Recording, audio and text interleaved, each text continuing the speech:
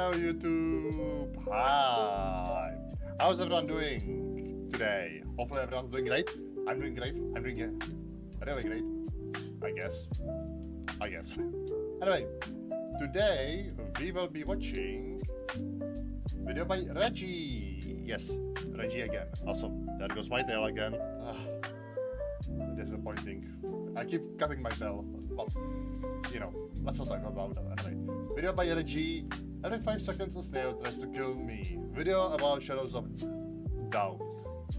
So yeah, I'm really looking forward to it because I remember one of his videos on Shadows of the Doubt was very funny. So I'm really interested how this one will go.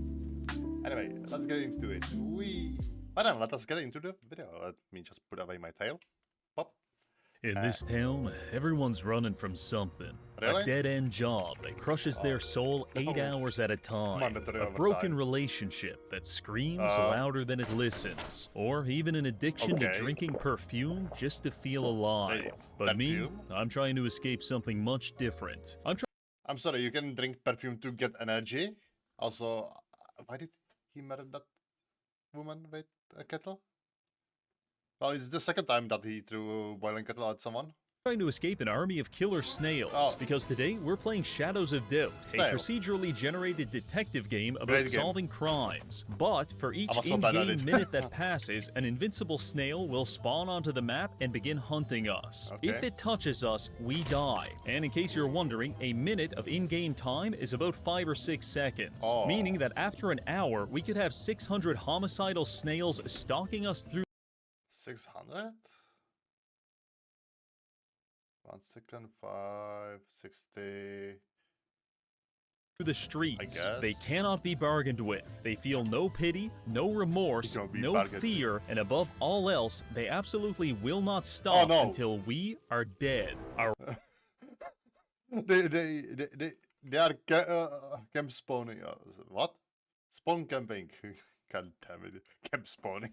Our only way to escape this Oh, nightmarish delight. reality is to become a productive That's member me, of the delight. Chinese Communist Party. Because by solving crimes, we can increase our social credit to level Okay. 5, at which point we will have the option to retire and leave this cursed city once and for all. that's new. So, can we I didn't know escape that. the snail apocalypse, or will we fall victim to ungodly horrors beyond our comprehension? Giant There's snail. only one way to know. But first, I have to tell you something. 5 Okay. years ago, I was in my basement apartment attempting to teach my wife how to get sturdy, when suddenly she turned to ash before What? my very eyes. After collecting her remains in a dustpan, I went to the hospital so the doctors could determine the cause of this horrific hell? disaster. Following several hours of analysis, the physician looked me straight in the eyes and said, "This lady done got turned to dust because she had a deficiency of 3D real-time strategy role-playing games course with it's that. built-in factory automation systems." It's Factorio. God damn it. If only she knew No. about the sponsor of today's video, Arknights Enfield. This is a brand new RPG featuring I dynamic didn't play team-based it yet. I combat, wanted to play cinematic it storytelling, and several breathtaking environments to Oh. explore, ranging from the futuristic Valley 4 to the oriental town of Wuling. That But looks let's get straight to nice. the good stuff.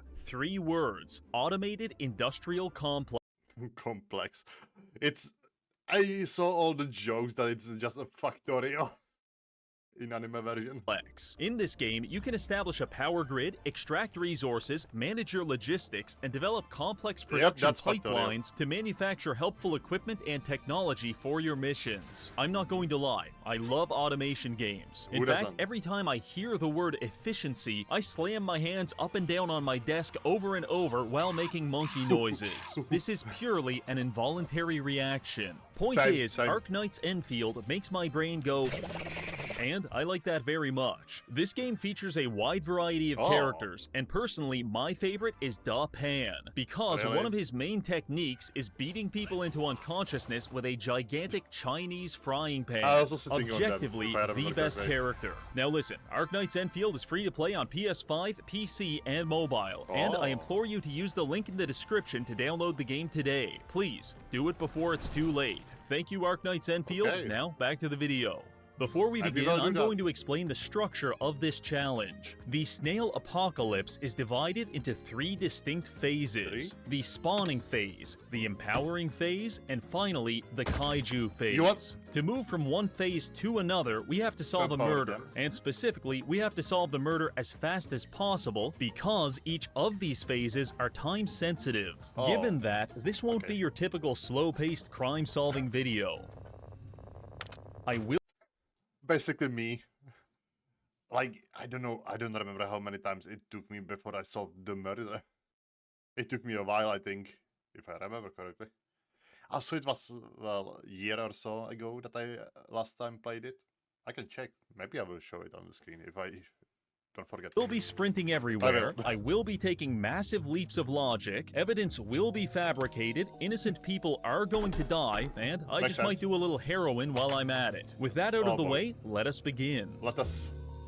Oh, I just remember Martin, whenever he said that always a lot of fiction. We load into the city, midnight, Snail. January 3rd. Our first snail nemesis is already upon us. For the time being, we can easily ignore him. But that peace of mind won't last for long. In order to escape, we'll need to solve 3 murders, but unfortunately, no one's dead yet. So I decide to spend some time preparing. Our first order of business is to acquire the essential items for performing home invasions. This alone should inform you about my philosophy on detective work. Regrettably, that used up all of our money, but as the saying goes, give a man a fish and you feed him for a day. Teach a man to perform brutal home invasions and you feed him for a lifetime. So I began searching the nearby apartment complex for easy targets to make some cash. After finding one, I break in, knock the first tenant out with a tea kettle, and shatter his wife's legs with a fire extinguisher. Consider this a valuable lesson on the dangers of leaving a spare key under Wait, I'm sorry, did he throw it into his balls? Fire extinguisher. Consider this a valuable lesson on the Yep, it hit his chest, but it looks like it hit his balls. dangers of leaving a spare key under your doormat. I spent about 20 minutes ransacking the apartment for a total of $200 before escaping out the bedroom window. By this point, there's around 25 snails sliming their way through the streets. Not a huge issue, but definitely noticeable. Fortunately, our spree of wanton violence appears to have manifested the death of an innocent man, because a murder case was just reported on the radio. The sooner we solve this, the sooner we can exit the spawning phase. So we head straight for the crime scene at Primal Pharmaceuticals. Arriving there, I can see the security shutters have been drawn. No access. So I slip into a ventilation shaft and begin worming my way toward the crime scene, eventually dropping down to some kind of storage closet where we hide until the police leave. Now, it's time to get to work. First priority, avoid being shot to death by ceiling-mounted machine guns. After disabling the security systems, we're free to explore the area. Damn, that's new. I never saw this. There were probably lots of updates before, well, from then to now, from the last time I played. But then that looks nice. Also, imagine putting a turret into your workshop, or into your workplace. Oh, you're not doing enough? Shoot! No. Just not. It doesn't take long to find a victim. One Paolo Baltazar, an employee here, shot dead with a hunting rifle between 7:45 and 9 p.m. last. Sorry for pausing again. So probably it was a sniper, if I had to guess, because I saw a broken window a little bit. Also, what I would do is throw her out of the window if I could.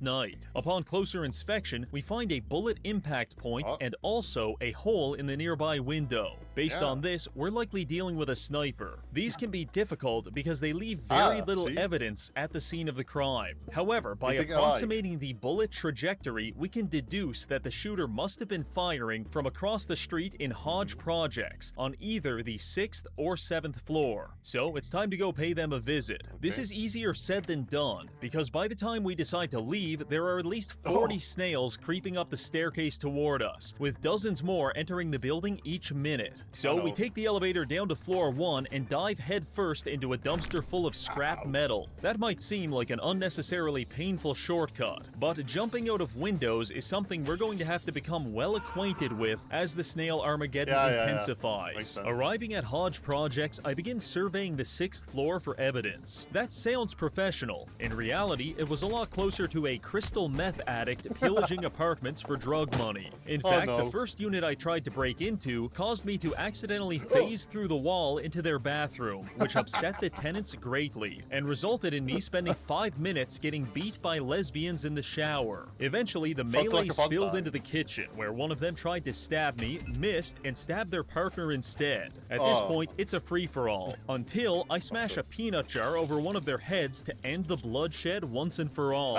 Unfortunately, after searching their apartment, the only crime I found evidence of was an abusive relationship. So Abusive relationship that you started. Even if it was an accident, you started it. I uncuffed them and moved on to the next unit. This is where things became very interesting. Arriving at apartment 601, I kicked the door in, knocking out the first tenant before running inside and using the kitchen door to knock out her husband. Okay. Truly, some of my finest detective work. After that, it didn't take long to find the evidence we were looking for. A hunting rifle in the bathroom, clearly in the middle of washing the fingerprints off it. But we got here too fast, and the prints match up to the wife, Leah Christensen. This is a very strong start, but if we get this case wrong, the challenge is over. So we have to be 100% sure. Searching the apartment, we find no bullet casings, but there are some highly suspicious discoveries. A note to Leah's mother describing picking up some extra work on the side, perhaps as a paid assassin. An email about pest control services, possibly a coded message. And as we're exploring, she receives a phone call that hangs up immediately once we answer it. Potentially a client checking to confirm the hit was completed. Most of this is what we could call circumstantial evidence. Things which do not directly prove her guilt, but which, with the application of reason, could imply it. It's all very frustrating, so I make sure to knock her out a few times for inconveniencing us. I want to investigate further, but the snails have reached the 6th floor, and if we wait much longer, they'll have us cornered, at which point I don't like our odds of jumping out the window.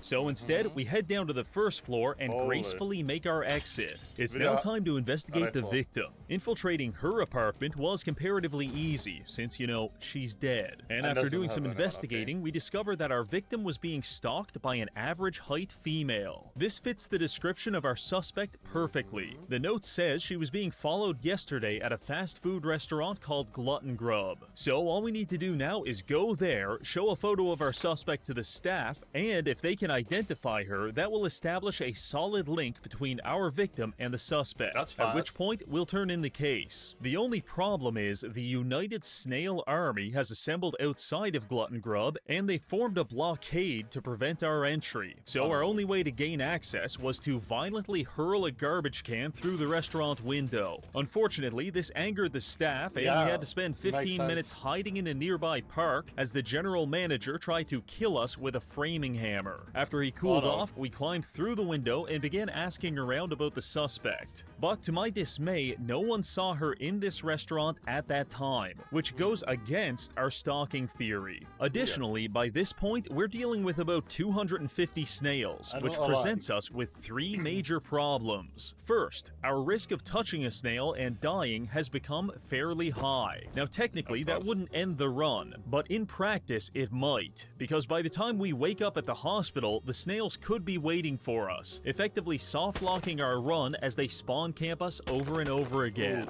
Second issue, our frame rate is being absolutely demolished by the sheer volume of calculations required to monitor this many snails. And the last issue is that over time, the snails are slowly coagulating into one giant death ball. Theoretically, this is good, because it's easier to deal with one big snail rather than 200 small ones. However, the death ball appears to be exerting some kind of domain expansion upon its surroundings, because if we get too close to it, our screen gets all pixelated, and sometimes it blinds us completely. Even light itself cannot escape the event horizon of the Gestalt snail, which is incredibly disorienting. Needless event horizon of the Gestalt snail, which is incredibly disorienting. Needless to say, we need to solve this case before these problems get any worse. Desperate times call for desperate measures, so I'm going to execute the quintessential detective maneuver when faced with limited evidence. I'm going to bluff my ass off.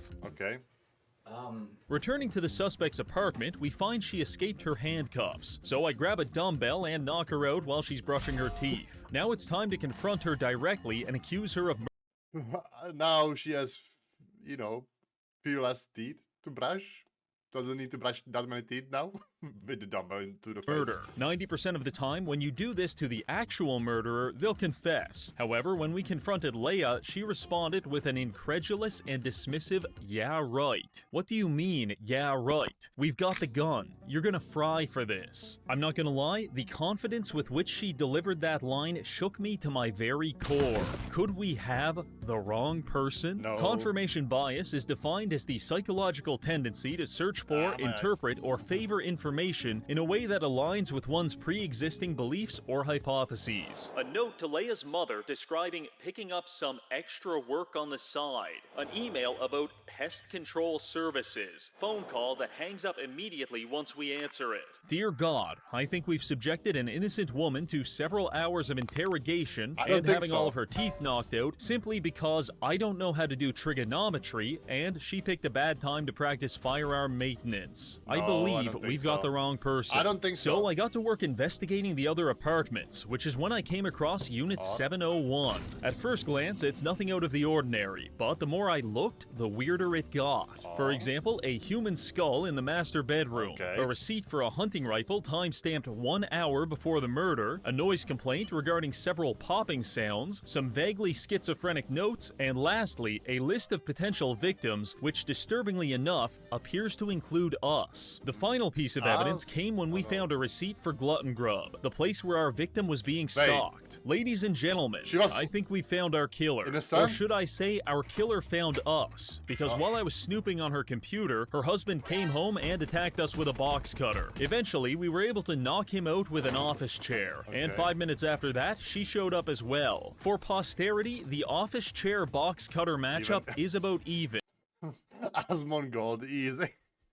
However, the office chair hunting rifle matchup is absolute dog shit. It was only by sheer luck that we managed to subdue her, at which point we got the murder weapon and she admitted everything. In case you're wondering about the motive, I'm about 99% sure she's just an unmedicated paranoid schizophrenic. This is terrific, but less terrific is the fact that the snails have us completely trapped in the apartment. I try getting around them, but with each passing second, more are converging on our position, and it's starting to blind us. I frantically check the windows for potential escape routes, but on the 7th floor, it's not looking good. At this point, I believe all hope is lost, until I spot it. A ventilation shaft in the kitchen closet. I climb in and we begin making our escape. The time is 6:30, which implies about 400 snails are coming to kill us. Luckily for them, they won't have to try very hard, because we tanked about 4 hunting rifle shots to the chest, and we're quickly turning this ventilation shaft into a slip and slide. In desperation, we make our exit into the kitchen of a downstairs apartment.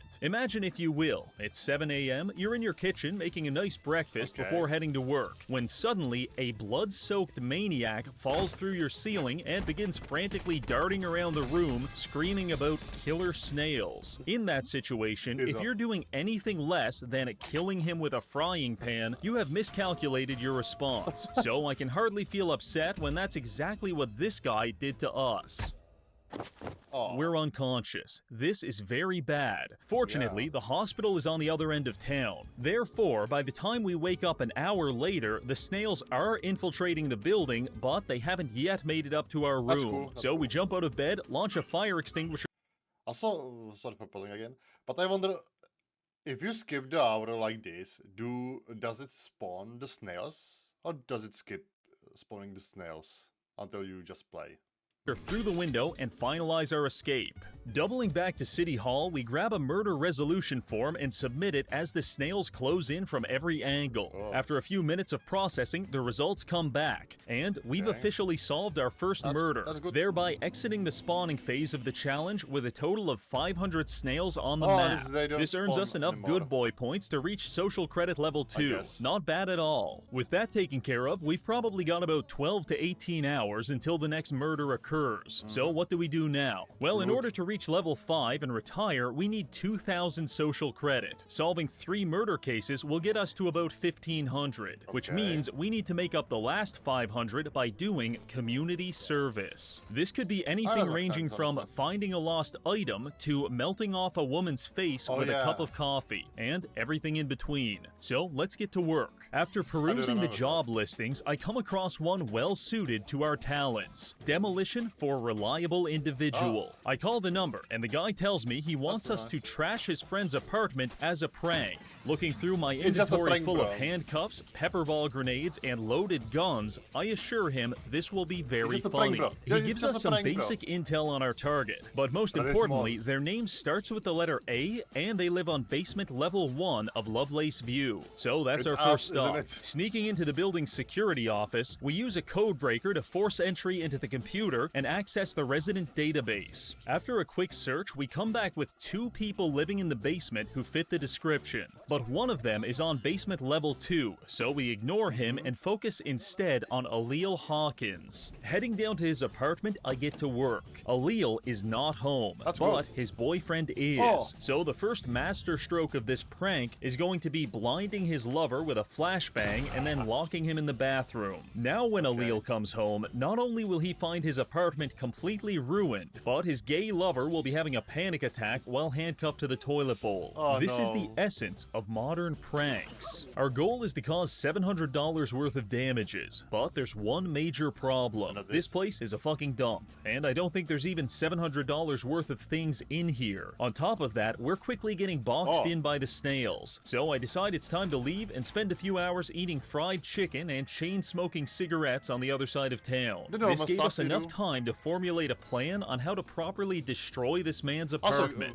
First, we grab a garbage bag from a nearby alley and take it to his apartment. Then we begin throwing it around like a battered wife, coating the entire apartment with garbage juice and random detritus. Living room walls, ruined. Bathroom shower, full of dirty needles. And gay boyfriend covered in garbage oil. This is a good start, but we need to go even further. I punch a hole through his shower and start bleeding profusely. Then I go roll around in his bed, covering the sheets in my blood, before producing 3 pounds of raw beef, which I throw at the walls and then eat. This gets me exceptionally nauseous, and I fill his toilet bowl full of vomit. For my final move, I take his grandfather's urn full of ashes and smash it against the ceiling. I exercise the upper limits of rot maxing, but to my dismay, it says we still haven't done enough damage, which is when I realize something truly embarrassing. When I was determining our target, I ruled this guy out because he lived on basement floor 2 instead of basement floor 1. But it turns out there is no basement floor 2. These are apartment numbers, and we've got the wrong guy. In a just world, I would be sent to a labor camp and my family would be shot for what I've just done. But in the dystopian world of Shadows of Doubt, no one really cares. In fact, our social credit hasn't even budged. So it's up to us to make this right and restore our karmic equilibrium. I decided the best way to achieve that was to entomb the gay guy in a pile of cardboard boxes, turn the lights off, and leave. That seemed about even Steven to me. Heading over to the correct apartment, we quickly make a $700 mess and then turn the case in for 250 social credit. Another job well done. This leaves us just enough time to get one more job done before the next murder happens. Based on our exemplary performance on the last mission, I decided to accept a contract for corporate espionage. Our target is the head of HR, and our client was caught jerking off in the photocopier at work. So he needs us to track down the target and make those HR reports disappear. At this point, all we know about our target is his phone number, but that's more than enough.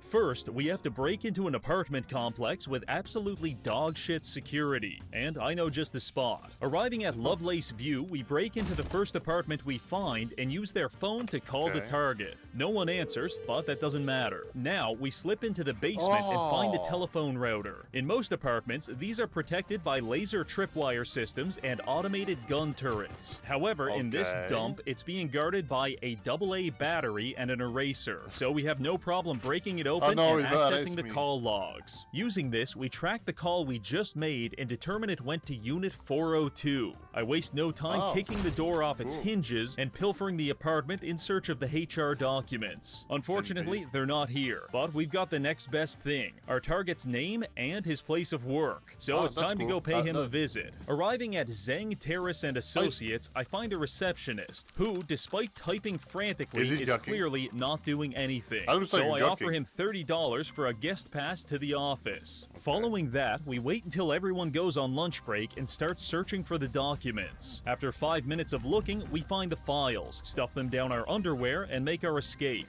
Then, per instruction, we leave them in a dead drop for our client and let him know the job is done. This puts us very close to social credit level 4. 2 more murder cases and we're out of here. We've still got 10 hours to kill until the next case. If we were a normal person, we could just fall asleep in a dumpster to pass the time. But if we stand still for even 5 minutes, we're going to find ourselves at the epicenter of the world's largest snail orgy. And maybe that appeals to you, you poor, sick man. But that is not my idea of a fun time. Therefore, we spent the entire night on the run. And since we can't stay still, I had no opportunities to use the washroom. So, canonically speaking, for the past 9 hours, we've been sloshing around in a stew of our own excrement. This is how you get a bad reputation with the ladies, because they could never understand the necessity of shit-maxing. It's 8:47 p.m. I haven't slept in days, and I'm subsisting on a diet of street food and caffeine suppositories. What the fuck? Heading down Arquette Street, I see a commotion outside, which upon further inspection is the scene of a murder. Phase 2 has begun. For this phase, we will be cutting the number of snails in half, but for each hour that passes, we will double their size and speed, which means that within 4 hours, we could be getting chased through the streets by minivan-sized mollusks. The first doubling event happens in 1 hour at 9:55, so we've got to solve this fast. In between dodging snails, I'm able to use my powers of deduction to logically infer that our victim is dead. Specifically, her brain is in like 55 pieces on the side of the road. Now, I've attacked people with a vast and exciting array of objects before, but you don't get this kind of carnage unless you're using a high-powered rifle. However, I can't find any shell casings, and no one in the area saw anything suspicious. I was ready to leave the crime scene until, partially obscured by the victim's exploded brain, I found a bullet impact point on the ground. The only way the bullet could land here is if the killer fired from an elevated position, and based on the direction of the blood spatter, that shot either came from this rooftop or possibly the apartment complex behind it. Heading to the roof, I find the door was left open. This is unusual. Proceeding through, we follow a trail of size 5 women's footprints all the way to this ledge where we find a single shell casing. And that's not even the best part. It's got a fingerprint. Oh, nice. You fucking amateur. We've got all this information by 9:30, a very strong start. From here, we undertake the arduous task of breaking into random people's homes until we find a black market weapons dealer, because chances are that's how our killer got their gun. By 9:50, we found one, Scarlet Crafts and Hardware. Usually, they won't let you in unless you know the password, but my password is disabling your security systems while you're taking a shit, and then knocking you out with a beer bottle when you're done. With that one simple trick, we were able to gain access to their sales ledger, at which point we found someone with the initials AB purchased a rifle 1 hour before the murder. Much like a porn-sick gooner reading a Zootopia fanfic, I'm getting so close. Unfortunately, it's now 9:55, which means the snails get their stats doubled. They're still fairly slow, but they're now the size of dogs, which makes them a lot more obstructive in close quarters. Sprinting through the streets, we head straight for City Hall, and after scrubbing through the entire phone book, I come back with only 2 people that have the initials AB, Aretha Banks and Amrit Biro, at which point we slip into an empty office and use a code breaker to gain access to the government database. The snails are closing in on our position, so we work fast. By searching each person in the database, we can print off their ID. Then, using my Kaizen V Plus cybernetic upgrade, I'm able to determine the exact size and flavor of each woman's feet just by looking at a photo of them. This is not a fetish. It's purely professional. Point is, only Amrit Biro has a shoe size that matches what we found at the crime scene. scene. So, ladies and gentlemen, we've got our suspect. Easy peasy, At this I guess. point, we could probably turn in the case. Her prints match, her shoes match, and she bought a rifle 1 hour before. But I feel a morbid curiosity. I need to know why she did it. So we're heading to her apartment at Oh, boy. 1301 Hodge Project This to will have establish a consequences. motive. Arriving there, I make myself at home pulverizing her husband's brain and detaining him before knocking her out with an office again, chair. again. As I'm searching the apartment, we hit 10:55 p.m. and again, the snails double in size. They're currently climbing up the stairwell like a rising tide of can you violence. block the But door? we're on the 13th floor, so they can go fuck themselves. While investigating, we find out our perp is a member of the police force. We've got ourselves a killer cop. Further Okay. evidence indicates she's been stalking our victim, so I just come out and confront her. When asked why she murdered that woman, she explains quite calmly, because I could. At this Okay. point, I'm sweating bullets. If you I stutter, could, doesn't I mean you stammer. will. What do you mean? To which she clarifies, someone had to deal with all the lowlifes in this city. Holy shit, our suspect is cool as hell. I'm in shambles. The virgin Oh, boy. detective stands no chance against the Machiavellian good? vigilante. But enough of that. It's time to finish this case. By 11:50, we hop on the elevator and sail it right through the Ooh. eye of the snail tornado. By the time we hit the streets, the snails have doubled yet Oh, no. again. Each one of them is now the size and speed of a small elephant on a tricycle. Several of them are also scaling the sides of buildings. This city is overrun. Oh, no. We're forced to take a series of shortcuts and elaborate maneuvers to work our way through the bulk of the swarm. Eventually It's the arriving at apocalypse. City Hall, we grab a case resolution form. But not far behind us marches a dim and endless congress of murderous intent. I rush onto the elevator to make some distance between us, but the snails are now phasing through the building. Oh, no. Desperately breaking into an office, we fire extinguisher the window before jumping onto a ventilation shaft and making our escape.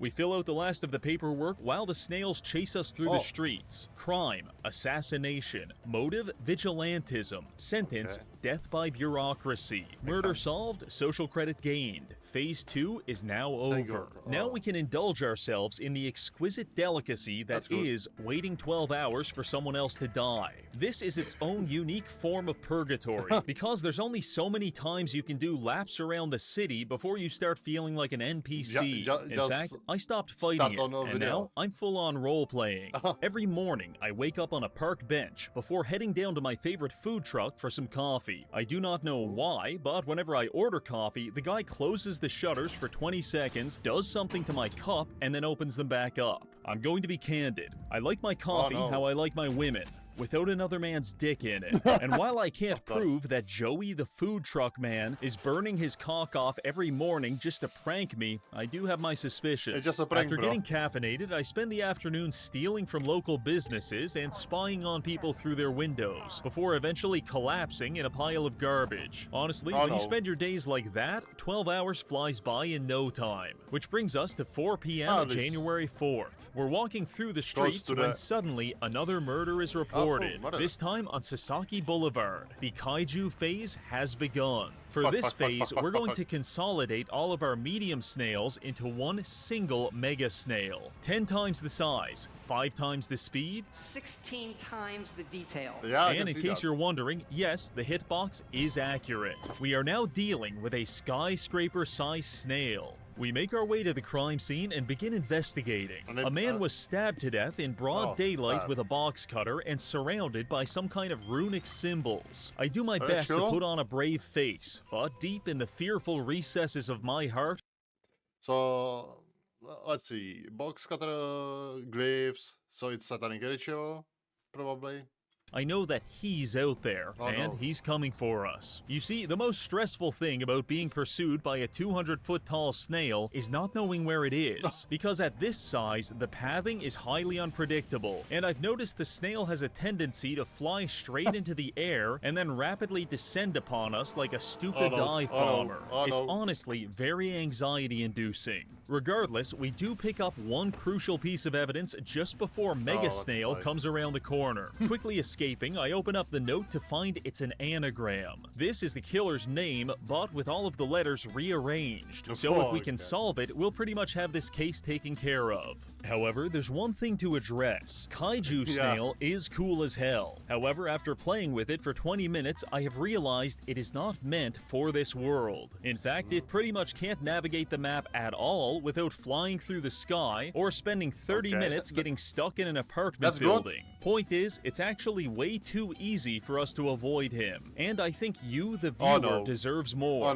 So we're going to reduce his size from 300 to 100. This will allow him to navigate the streets more effectively. Furthermore, we'll also buff his move speed from 5 to 6, making him actually faster than us. So if we're not constantly parkouring our asses off, he will catch and kill us. Fortunately, I have developed the ultimate form of parkour, throwing myself off a 19-story building. Please, have some faith. With the snail hot on our heels, we run into the nearest apartment building and jump on the elevator just in time to escape him. All the way at the top floor, we lockpick the door with the underside of our boot to gain access to the apartment, at which point we open up a window. Then, we wait. And as soon as the snail works his way up the staircase, we take the express elevator down to ground level. What would normally result in us turning into a fresh coat of sidewalk paint is now a perfectly harmless experience. Because thanks to our Vigor Stability Sync disc, we no longer take fall damage. That's great, so by plummeting to the ground at 85 miles per hour, we have managed to create a sizable distance between us and the snail. In testing, I found it takes him about 50 seconds to go up and down the staircase, which means we just have to solve this murder 50 seconds at a time. The key is unscrambling this name puzzle. Now, you may be able to look at this letter jumble and divine some kind of arcane knowledge from it, but I cannot. In fact, it may as well be in Cantonese. So we're doing this the hard way. Our suspect's name has 9 letters. Heading to City Hall, we crack open the phone book and begin the painful process of counting the letters in everyone's name in the entire city of 300 people. Then, if the length matches up, we rule out anyone who doesn't have key letters like J, K, and W. I won't lie, this is a pretty brute force method, and I can only get through like 10 names at a time before the snail shows up and we have to practice our cannonball. Fortunately, across the street, there's a huge apartment building, and we formed a very nice routine of reading 10 or 12 names, going to the top floor apartment, jumping out the window, and then reading more names. This might seem not so bad, maybe even a little convenient, but I want to remind you, just because our legs aren't exploding like tempered glass doesn't mean this isn't taking a toll on our body. Logically speaking, the repeated abrupt and rapid deceleration of our brain should be giving us what the medical community would describe as a shitload of brain damage. Every time we do this, we're getting about 1 car crash worth of chronic traumatic encephalopathy, and after about a dozen times, I'm quite certain we should be a vegetable. Now, when you hear that, it may be tempting to feel bad for me, but don't. Instead, feel bad for the guy that lived in that apartment, who almost certainly is going to end up in a mental asylum, because he has witnessed me jump to my death at least 100 times within a 5-hour period. And yet, I always return, like some kind of pudding brain. That's the Library of Bruna music.